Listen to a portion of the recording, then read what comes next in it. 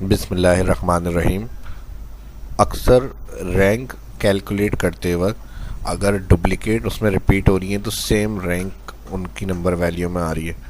अगर हमें सेपरेट उनको अलग कैलकुलेट करना है तो ये किस तरह होगा माइक्रोसॉफ्ट एक्सेल में आज की इस क्लास के अंदर मैं बताऊंगा। तो चलिए शुरू करते हैं आज की इस क्लास को। यहाँ एक रिज़ल्ट शीट है और इसके अंदर हमें रैंक कैलकुलेट करना है। अगर सिंपल रैंक फार्मूले की हम बात करें तो परसेंटेज के हिसाब से हमें रैंक निकालना है। फर्स्ट सेल में आ जाएंगे equal rank bracket open percentage comma reference. पहले फर्स्ट सेल सेलेक्ट करेंगे जिससे हमें रैंक कैलकुलेट करना है। मैं परसेंटेज कॉलम यूज़ कर रहा हूँ। अगर आपको ऑप 10 यूज़ करना है तो आप ऑप 10 से भी कैलकुलेट कर सकते हैं।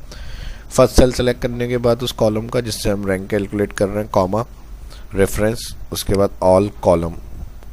पहले फर्स्ट एक सेल फिर उसके बाद कॉमा और उसके बाद ऑल कॉलम सेलेक्ट और F4 फिर कॉमा।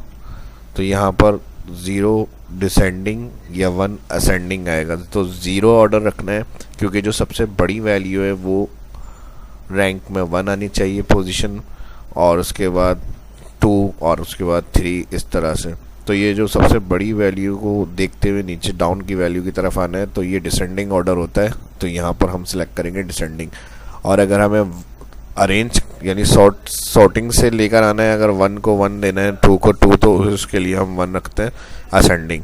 तो यहाँ फ़िलहाल 0 सेलेक्ट करेंगे डिसेंडिंग ब्रैकेट क्लोज और एब्सोल्यूट F4 किया है हमने ताकि रेंज ड्रैग ना हो। ऑल कॉलम जो सिलेक्ट करेंगे उसको 1 टाइम F4 कर देंगे, एंटर। तो यहाँ रैंक 1 आ गया, बिल्कुल ठीक है।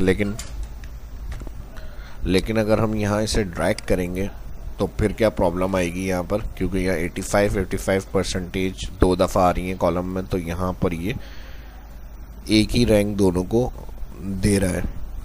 तो इस कंडीशन में हमें सेम रैंक नहीं रखना, हमें फर्स्ट 2 और फिर उसके बाद अगर सेकंड वही परसेंटेज सेम आ रही है तो उसको 3 कर दें। इस तरह से इसकी कैलकुलेट करनी है कैलकुलेशन। तो इसके लिए फिर हम क्या करेंगे, पहले तो एक सिंपल तरीका ये है, अगर कोई रिपीट नहीं है डुप्लीकेट तो आप उसके अंदर सिंपल ये वाला रैंक फार्मूला यूज़ कर सकते हैं और पोजीशन देख सकते हैं फर्स्ट कौन आया है सेकंड कौन आया है। लेकिन अगर डुप्लीकेट रिपीट हो रही है तो उस कंडीशन में फिर इस फार्मूले को थोड़ा चेंज करके यूज़ करेंगे और काउंट इफ़ को लगाएंगे रैंक के साथ। वो किस तरह से होगा, तो इसके लिए अब ये वाला फार्मूला देखें। रैंक डुप्लीकेट का एक कॉलम है, फर्स्ट सेल में आ जाएंगे इधर रैंक ब्रैकेट ओपन नंबर वही percentage cell first comma reference all column F4 1 time फिर कॉमा 0 डिसेंडिंग ब्रैकेट क्लोज। ठीक है जी, इसके साथ यहाँ रैंक का ब्रैकेट क्लोज कर दिया और कंटिन्यू करेंगे प्लस लगा के। ठीक है जी, तो रैंक जो हमें आंसर करेगा उसको हम कह रहे हैं प्लस करें काउंट इफ के साथ और ब्रैकेट ओपन काउंट इफ में सेंटेंस आ रहा है रेंज। तो फर्स्ट सेल सेलेक्ट करेंगे और कॉमा प्रेस करेंगे या शिफ्ट के साथ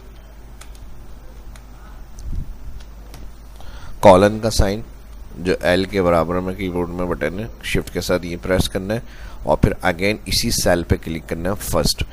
यानी रेंज जो होगी इस सेल से इसी सेल के अंदर रेंज देखनी है और G12 इसका सेल एड्रेस आ रहा है मेरे पास। फर्स्ट जो सेल है इस पर क्लिक और इसको फिक्स करेंगे F4 1 टाइम और ये रेंज बन गई।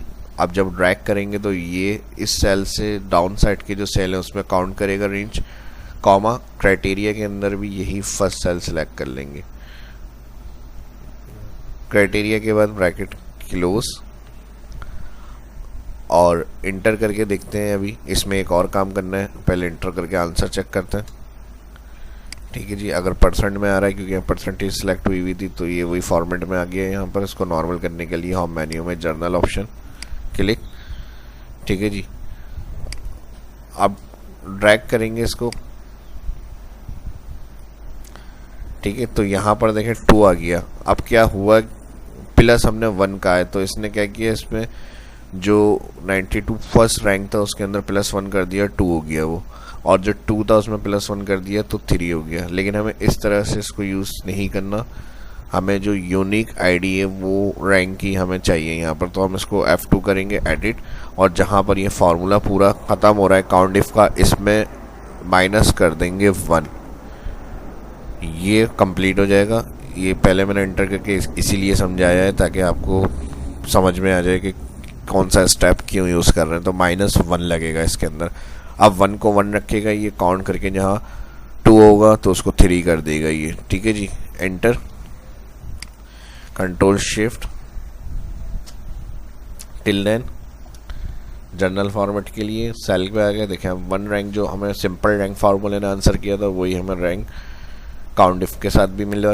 जब ड्रैग करेंगे, अब जो डुप्लीकेट वाली कंडीशन होगी वहाँ पर फर्स्ट 2 रहेगा, फिर उसके बाद वाली कंडीशन में 3 हो जाएगा। ड्रैग कर देते हैं इसको।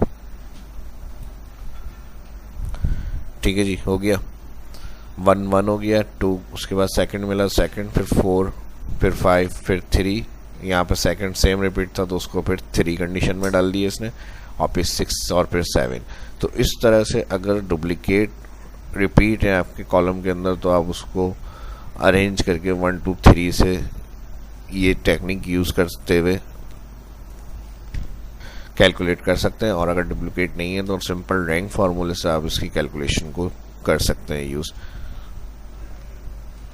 डुप्लीकेट हाईलाइट के लिए इसको सिलेक्ट कर लें, जहाँ फर्स्ट रैंक लगाया था कलर से हाईलाइट करना है देखने के लिए, तो हाईलाइट रूल में डुप्लीकेट वैल्यू के अंदर जाके आप क्लिक करेंगे तो यहाँ जो डुप्लीकेट है वो हाईलाइट, कस्टम, और यहाँ फिल में जाके राइट, फॉन्ट में जाके colour white, okay.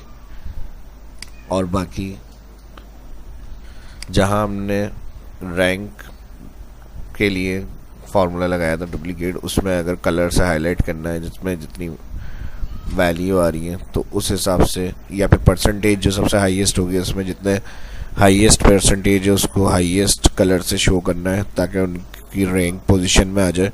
Duplicate data bars, यहाँ से आप कलर्स दे सकते हैं उसको।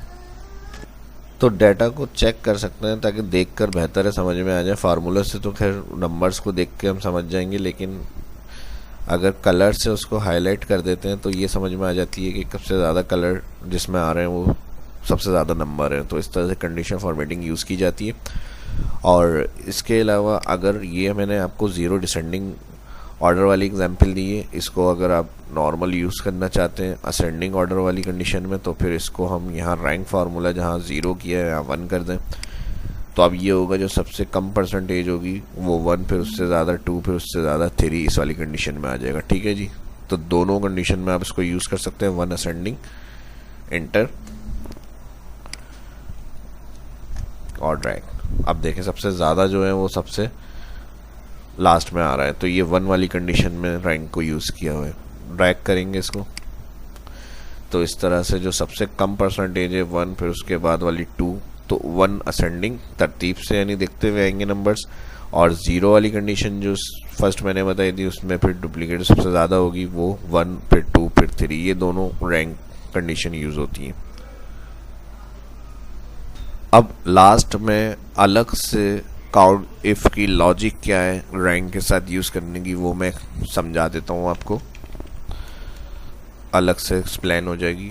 ठीक है, रेंज हमने क्या करी थी, परसेंटेज सेल फर्स्ट, फिर शिफ्ट के साथ कॉलन। तो इस सेल को हमने एब्सोल्यूट करा। अब देखें रिटर्न में हमें आंसर क्या मिलेगा काउंट इफ का, F4, फिर कॉमा, रेंज बताने के बाद कॉमा, इस सेल से इसी सेल की रेंज थी, फर्स्ट वाली जो सेल एड्रेस रेंज है उसको एब्सोल्यूट कर दिया, कॉमा, फिर क्राइटेरिया में इस सेल को सिलेक्ट करके हमने ब्रैकेट क्लोज किया, एंटर।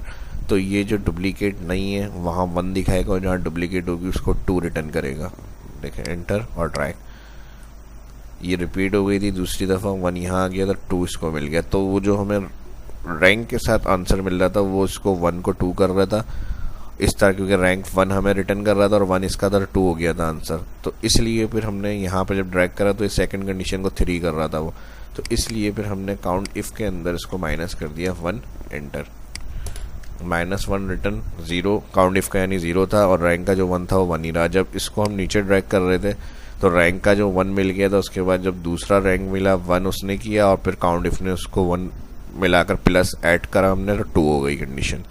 तो ये चीज़ हमने यहाँ पर इसको कैलकुलेट करके सब आंसर प्रिंट किया है। ठीक है जी, तो काउंट इफ का जो हमने यूज़ किया था वो ये इसका कॉन्सेप्ट था। तो इस वीडियो में इतना ही। वीडियो अच्छी लगी लाइक करें, नेक्स्ट वीडियो में मिलते हैं। अपना ख्याल रखें। फर्स्ट जो वीडियो देखें चैनल को सब्सक्राइब कर लें, आने वाली वीडियो के लिए बेल आइकन पर क्लिक करना ना भूलें। अपना ख्याल रखें, दुआओं में याद रखें। मिलते हैं नेक्स्ट वीडियो में। शाह इस्लाम को इजाज़त दीजिए। अल्लाह हाफिज़।